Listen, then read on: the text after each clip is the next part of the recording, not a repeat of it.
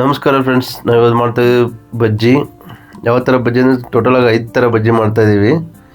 ಒಂದು ಕ್ಯಾಪ್ಸಿಕಮ್ಮು, ಒಂದು ಪುಡಲಕಾಯಿ, ಮತ್ತು ಒಂದು ಬಾಳೆಕಾಯಿ, ಇನ್ನೊಂದು ಆಲೂಗಡ್ಡೆ ಮತ್ತು ಮೆಣಸಿನ್ಕಾಯಿ ಬಜ್ಜಿ. ಇದು ಸಪ್ಪೆ ಮೆಣಸಿನ್ಕಾಯಿ ಮಾಡ್ತಾ ಇರೋದು. ನೋಡಿ ಯಾವ ಥರ ಮಾಡೋದಂತ. ಫಸ್ಟಿಗೆ ಕಟ್ ಮಾಡ್ಕೋಬೇಕೆಲ್ಲನೂ. ಯಾವ ಥರ ಕಟ್ ಮಾಡ್ಕೊಂಡಿದ್ದೀನಿ ನೋಡಿ. ಕ್ಯಾಪ್ಸಿಕಮ್ನ ಕಟ್ ಮಾಡ್ಕೋಬೇಡ, ಹಂಗೆ ಬಾಳೆಹಣ್ಣು ತೆಳು ಕಟ್ ಮಾಡ್ಕೊಂಡಿದ್ದೀನಿ 4, ಮತ್ತು ಒಂದು ಆಲೂಗಡ್ಡೆ ಕಟ್ ಮಾಡ್ಕೊಂಡಿದ್ದೀನಿ, ಮತ್ತು ಒಂದು 3ರಿಂದ 4 ಮೆಣಸಿನ್ಕಾಯಿ, ಮತ್ತು ಪುಡಲಕಾಯಿ ರೌಂಡ್ ಶೇಪಲ್ಲಿ. ಫಸ್ಟಿಗೆ ಬಜ್ಜಿ ಕಲಿಸ್ಕೊಳ್ಳೋಣ. 1/4 kg ಕಡಲೆ ಹಿಟ್ಟು ತೊಗೊಂಡಿದ್ದೀನಿ, ಮತ್ತು 1 ಟೀ ಸ್ಪೂನಷ್ಟು ಅಜ್ವೇನು, 1/4 ಟೀ ಸ್ಪೂನಷ್ಟು ಸೋಡಾ, ಮತ್ತು ಉಪ್ಪು ಬಂದು 1 ಟೀ ಸ್ಪೂನ್ ಸಾಕು. ಟೋಟಲ್ ಇಷ್ಟು ಐಟಮ್ ಇದೆ, ನಾವು ಬಜ್ಜಿ ಮಾಡ್ಕೋಬೋದು. ಇದಕ್ಕೆ ಉಪ್ಪು ಹಾಕೊಳ್ಳೋಣ ಇವಾಗ ಬಜ್ಜಿ ಹಿಟ್ಟಿಗೆ. ಫಸ್ಟಿಗೆ ಬಜ್ಜಿ ಹಿಟ್ಟು ಕಲಿಸ್ಕೊಂಡ್ಬಿಟ್ಟು ಒಂದು 10 ನಿಮಿಷ 15 ನಿಮಿಷ ಬಿಡಬೇಕು ನಾವು. ಸ್ವಲ್ಪ ಚೆನ್ನಾಗಿ ನೆನಿಬೇಕದು. ಉಪ್ಪು ಹಾಕೋತಾ ಇದ್ದೀನಿ ನೋಡಿ, 1 ಟೀ ಸ್ಪೂನಷ್ಟು, 1/4 ಟೀ ಸ್ಪೂನಷ್ಟು ಸೋಡಾ. ಟೋಟಲ್ 1/4 kg ಅಷ್ಟು ತೊಗೊಂಡಿದ್ದೀನಿ ನಾನು ಕಡಲೆ ಹಿಟ್ಟು, ಜಾಸ್ತಿ ಇಲ್ಲ. 1/4 kg ಅಳತೆಗೆ ಹಾಕ್ತಾ ಇದ್ದೀನಿ. ಮತ್ತು ಇಲ್ಲಿ 1 ಟೀ ಸ್ಪೂನಷ್ಟು ಅಜ್ವೇನ್ ತೊಗೊಂಡಿದ್ದೀನಿ. ನೀರನ್ನು ಬೇಕಾದಂಗೆ ನೋಡಿ ಹಾಕೋಬೇಕು. ಜಾಸ್ತಿ ಗಟ್ಟಿನೂ ಇರಬಾರ್ದು, ಜಾಸ್ತಿ ಅಳ್ಕಾಗೂ ಇರಬಾರ್ದು.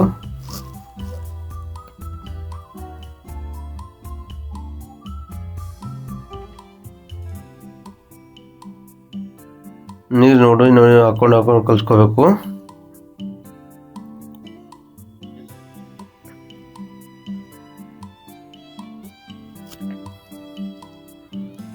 ತುಂಬ ಅಂದರೆ ಈಸಿಯಾಗಿರುತ್ತೆ ಬಜ್ಜಿ ಮಾಡೋದು. ನೀವು ಹಿಟ್ಟು ಎಷ್ಟು ಚೆನ್ನಾಗಿ ಕಲಿಸ್ಕೊತೀರ ಅಷ್ಟು ಚೆನ್ನಾಗಿರುತ್ತೆ ಬಜ್ಜಿ ಹಿಟ್ಟು. ಬಜ್ಜಿ ಕೂಡ ಅಷ್ಟೊಂದು ಚೆನ್ನಾಗಿ ಬರುತ್ತೆ. ಯಾವುದೇ ಗಂಟು ಇಲ್ದಂಗೆ ಕಲಿಸ್ಕೋಬೇಕು, ಸಾಫ್ಟಾಗಿ ಹಿಟ್ಟು. ತುಂಬ ಸಾಫ್ಟಾಗಿರಬೇಕು. ಆಮೇಲೆ ಮನೇಲಿ ಬೀಸಿರೋ ಹಿಟ್ಟಾದರೆ ತುಂಬ ಚೆನ್ನಾಗಿ ಬರುತ್ತೆ. ಸಣ್ಣ ಬೀಸಿರಬೇಕು. ಬಿಸ್ಕೊಂಡು ಬಂದಾದ್ಮೇಲೆ ಜಲ್ದಿ ಇಟ್ಕೋಬೇಕು.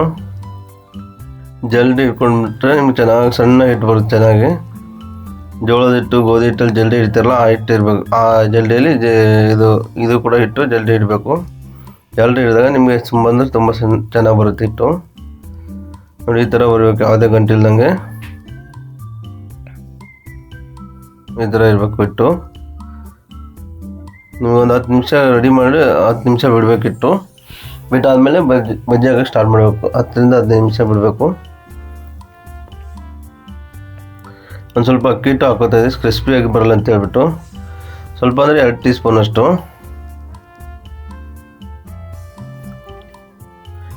ಅಕ್ಕಿ ಹಿಟ್ಟಿದ್ರೆ ಹಾಕೊಳ್ಳಿಲ್ಲ ಅಂದರೆ ಪರವಾಗಿಲ್ಲ, ಬೇಡ ಸ್ಕಿಪ್ ಮಾಡ್ಬೋದು. 2 ಟೀ ಸ್ಪೂನಷ್ಟು 1/4 kgಗೆ. ಸ್ವಲ್ಪ ತಿನ್ನೋವಾಗ ಕುರು ಅಂತ ಇರುತ್ತೆ, ಸಲುವಾಗಿ ಹಾಕೋತಾ ಇದ್ದೀನಿ ಅಕ್ಕಿ ಹಿಟ್ಟು. ಆಮೇಲೆ ಸ್ವಲ್ಪ ಜಾಸ್ತಿ ಹೊತ್ತಿಟ್ಟು ಸ್ವಲ್ಪ ಚೆನ್ನಾಗಿರುತ್ತೆ ಬಜ್ಜಿ, ಕ್ರಿಸ್ಪಿಯಾಗಿರುತ್ತೆ. ಬನ್ನಿ ಎಣ್ಣೆ ಕಾಯಕ್ಕೆ ಇಟ್ಟಿದ್ದೀವಿ, ನೋಡೋಣ. ಒಂದೊಂದಾಗಿ ಬಿಡೋಣ. ಫಸ್ಟಿಗೆ ಬಾಳೆಹಣ್ಣು ಬಿಟ್ಕೊಳ್ಳೋಣ ಬಜ್ಜಿ. 2 ಕಡೆ ಹಿಟ್ಟು ಹತ್ಕೊಂಡ್ಬಿಟ್ಟು ಒಂದೊಂದಾಗಿ ಬಿಡೋಣ. 4 ಪೀಸ್ ಬಿಡ್ತಾ ಇದ್ದೀನಿ ಇಲ್ಲಿ. ನೋಡಿ ಫ್ರೆಂಡ್ಸ್, ನಾವು ಬಜ್ಜಿ ಬಿಡ್ತೀವಲ್ಲ, ಬಜ್ಜಿ ಬಿಟ್ಟಾಗ ಅದು ಕರೆಕ್ಟಾಗಿ ತೇಲ್ಬೇಕು. ಸ್ವಲ್ಪ ಮುಳುಗಿ ಮತ್ತೆ ತೇಲ್ಬೇಕು. ಆವಾಗ ಕರೆಕ್ಟಾಗಿ ಎಣ್ಣೆ ಕಾದಿ ಅಂತ ಅರ್ಥ. ಅದು ಮುಳುಗಿದ್ರೆ ಎಣ್ಣೆ ಕಾದಿಲ್ಲ ಅಂತ ಅರ್ಥ. ಫುಲ್ ಬರೀ ಬಿಟ್ಟ ತಕ್ಷಣ ತೇಲಿದ್ರೆ ಜಾಸ್ತಿ ಎಣ್ಣೆ ಕಾದಿದೆ ಅಂತ ಅರ್ಥ. ನಾವು ಅದ ಕಾರಣ ಮೀಡಿಯಮಾಗಿ ಎಣ್ಣೆ ಕಾದಿರಬೇಕು. ಸ್ವಲ್ಪ ಬಿಟ್ಟಾದಮೇಲೆ ಈ ಥರ ಒಂದೊಂದು 2 ಕಡೆ ಹಿಟ್ಟು ಹತ್ಕೊಂಡ್ಬಿಟ್ಟು, ಜಾಸ್ತಿ ಹಿಟ್ಟು ಅಂಟಿಸ್ಬಾರ್ದು ಬಾಳೆಹಣ್ಣಿಗೆ, ಬಾಳೆಕಾಯಿಗೆ ಬಜ್ಜಿ ಬಿಡುವಾಗ. ಮೆಣಸಿನ್ಕಾಯಿ ಆದರೆ ಜಾಸ್ತಿ ಹಿಟ್ಟು ಹತ್ತಿಸ್ಬೋದು. ಯಾವ ಥರ ಮಾಡ್ತಾಯಿದ್ದೀವಿ ಅಂತ. ತುಂಬ ಸಿಂಪಲಾಗಿ ತುಂಬ ಟೇಸ್ಟಿಯಾಗಿರುತ್ತೆ ಬಜ್ಜಿ.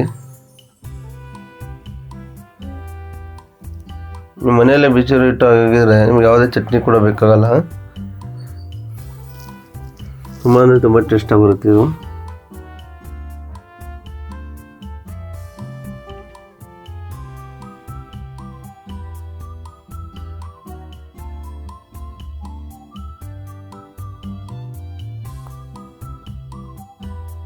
ನೀವು ಈ ಥರ ಮನೆಯಲ್ಲಿ ಮಾಡಿ. ಬಾಳೆಕಾಯಿ ಬಜ್ಜಿ ಮಾಡೋದು ತುಂಬ ಸುಲಭವಾಗಿದೆ. ಚೆನ್ನಾಗಿ ಬೇಯಿಸ್ಕೋಬೇಕು, 2 ಕಡೆ ತಿರುಗಾಕಿ ಯಾವ ಥರ ಬಂತು ಬಾಳೆಕಾಯಿ ಬಜ್ಜಿ.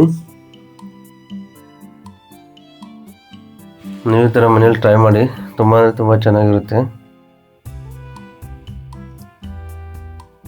ಬಾಳೆಕಾಯಿ ಬಜ್ಜಿ ರೆಡಿ ಆಯಿತು. ನೆಕ್ಸ್ಟ್ ಬಂದು ಮೆಣಸಿನ್ಕಾಯಿ ಬಜ್ಜಿ ಬಿಡ್ತಾಯಿದ್ದೀವಿ ನಾವು. ಸಪ್ಪೆ ಮೆಣಸಿನ್ಕಾಯಿ ಇದು ಬೆಂಗಳೂರಲ್ಲಿ ಸಾಮಾನ್ಯವಾಗಿ ಸಿಗುತ್ತೆ, ನಮ್ಮ ನಾರ್ತ್ ಕರ್ನಾಟಕ ಕಡೆ ಸಿಗಲ್ಲ. ಈ ಥರ ಸಿಂಪಲಾಗಿ ಬಿಡ್ಬೋದು. ನಮ್ಮ ನಾರ್ತ್ ಕರ್ನಾಟಕ ಬಜ್ಜಿ ಒಂದ್ಸರಿ ಮಾಡ್ತೀವಿ ನಾವು, ಆವಾಗ ನೋಡಂತೆ ಅದೊಂದು ವಿಡಿಯೋ ಅಪ್ಲೋಡ್ ಮಾಡ್ತೀವಿ. ಈ ಥರ ಬಜ್ಜಿ ಸಿಂಪಲಾಗಿ ಮಾಡ್ಬೋದು ಅಂತ ನಾನು ತೋರಿಸ್ತಾ ಇದ್ದೀವಿ. ಒಂದೇ ಹಿಟ್ಟಲ್ಲಿ 5 ಥರ ಬಜ್ಜಿ ರೆಡಿ ಮಾಡ್ಕೊಳ್ಳೋದು. ಇದು ಕ್ಯಾಪ್ಸಿಕಮ್ ಕೂಡ ಅದಕ್ಕೆ ಹಾಕೋತಾ ಇದ್ದೀನಿ. ಕ್ಯಾಪ್ಸಿಕಮ್ ಎಲ್ಲ ಹಿಟ್ಟೆಲ್ಲ ಹಚ್ಕೋಬೇಕು, ಅದಕ್ಕೆ ಹಾಕೊಂಡ್ಬಿಟ್ಟು ಬಿಡೋದು.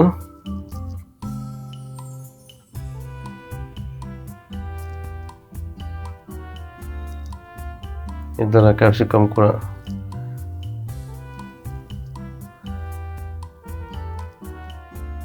ಈ ಥರ ಹಚ್ಬೇಕು. ಅದಕ್ಕೆ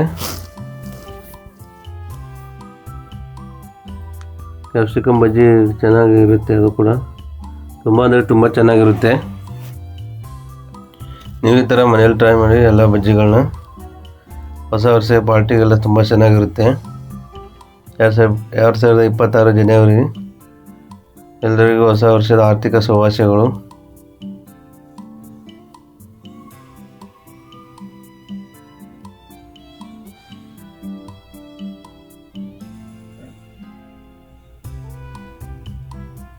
ನೋಡಿ ಎಲ್ಲ ರೆಡಿ ಆಯಿತು. ಕ್ಯಾಪ್ಸಿಕಮ್ ಮತ್ತು ಮೆಣಸಿನ್ಕಾಯಿ ಬಜ್ಜಿ ರೆಡಿ ಆಯಿತು ನಮ್ಮದು.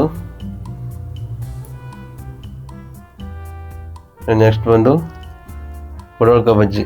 ರಿಂಗಾಗಿ ಚೆನ್ನಾಗಿ ಬರುತ್ತೆ. ಇದೇ ಥರ ಕಟ್ ಮಾಡ್ಕೋಬೇಕು. ಅದನ್ನು ಗೋಲಾಗಿ ಒಳಗಡೆ ಇರೋದೊಂದು ಬೀಜ ತೆಗೆದುಬಿಟ್ಟು ಕಟ್ ಮಾಡ್ಕೋಬೇಕು. ತುಂಬ ಚೆನ್ನಾಗಿರುತ್ತೆ. ರಿಂಗ್ ಹುಡುಗರೆಲ್ಲ ತುಂಬ ಇಷ್ಟಪಡ್ತಾರೆ. ಖಾರ ಇರೋದಿಲ್ಲ ಇದರಲ್ಲಿ, ಅದ ಕಾರಣ ಎಲ್ಲರೂ ತುಂಬ ಇಷ್ಟಪಡ್ತಾರೆ. ಅದು ಟೇಸ್ಟಿ ಕೂಡ ಆಗಿರುತ್ತೆ ಪಡವಲಕಾಯಿ ಬಜ್ಜಿ.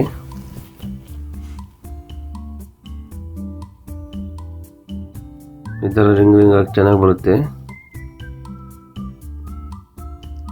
ಎಣ್ಣೆಲಿ ಬೇಯಿರುತ್ತಲ್ಲ, ತುಂಬ ಸಾಫ್ಟಾಗಿರುತ್ತೆ, ತುಂಬ ಚೆನ್ನಾಗಿ ಬರುತ್ತೆ.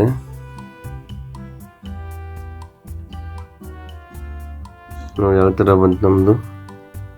ನೋಡೋದಕ್ಕೂ ತುಂಬ ಚೆನ್ನಾಗಿರುತ್ತೆ, ಟೇಸ್ಟ್ ಕೂಡ ತುಂಬ ಚೆನ್ನಾಗಿರುತ್ತೆ ಪಡವಲಕಾಯಿ ಬಜ್ಜಿ.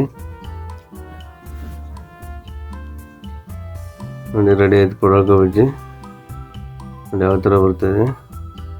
ಬನ್ನಿ ಆಲೂಗಡ್ಡೆ ಬಜ್ಜಿನ ಮಾಡೋಣ. ಆಲೂಗಡ್ಡೆ ಚಿಪ್ಸ್ ಇರುತ್ತಲ್ಲ, ಅದೇ ಥರ ನಾವು ಸ್ಲೈಸಾಗಿ ಚೆನ್ನಾಗಿ ಚಿಕ್ಕದಾಗಿ ತೆಳುವಾಗಿ ಕಟ್ ಮಾಡ್ಕೊಂಡಿದ್ದೀವಿ. ಕಟ್ ಮಾಡ್ಕೊಂಡ್ಬಿಟ್ಟು ಅದು ಕಲ್ಲೆಟ್ಟಲ್ಲಿ ಎದ್ದೆ ಹಾಕೋದು.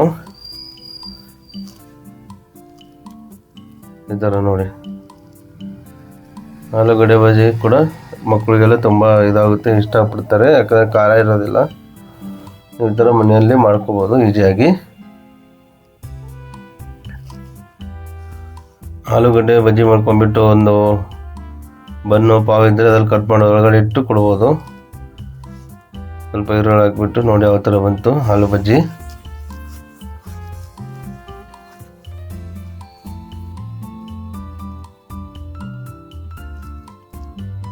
ಈ ಥರ ಬರ್ತದೆ ನೋಡಿ.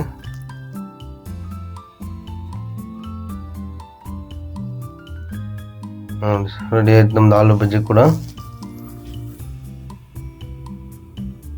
ನೋಡಿ ಎಲ್ಲ 5 ಥರ ಬಜ್ಜಿ ರೆಡಿ ಆಯಿತು. ಆಲೂ ಬಜ್ಜಿ, ಪಡವಲಕಾಯಿ ಬಜ್ಜಿ, ಬಾಳೆಕಾಯಿ ಬಜ್ಜಿ, ಕ್ಯಾಪ್ಸಿಕಮ್ ಬಜ್ಜಿ ಮತ್ತು ಮೆಣಸಿನ್ಕಾಯಿ ಬಜ್ಜಿ ಎಲ್ಲ ರೆಡಿ ಆಯಿತು. ನೋಡಿ ಯಾವ ಥರ ಆಗಿದೆ. ಬನ್ನಿ ಕ್ಯಾಪ್ಸಿಕಮ್ ಬಜ್ಜಿ ಕಟ್ ಮಾಡ್ಕೊಂಡಿದ್ದೀವಿ.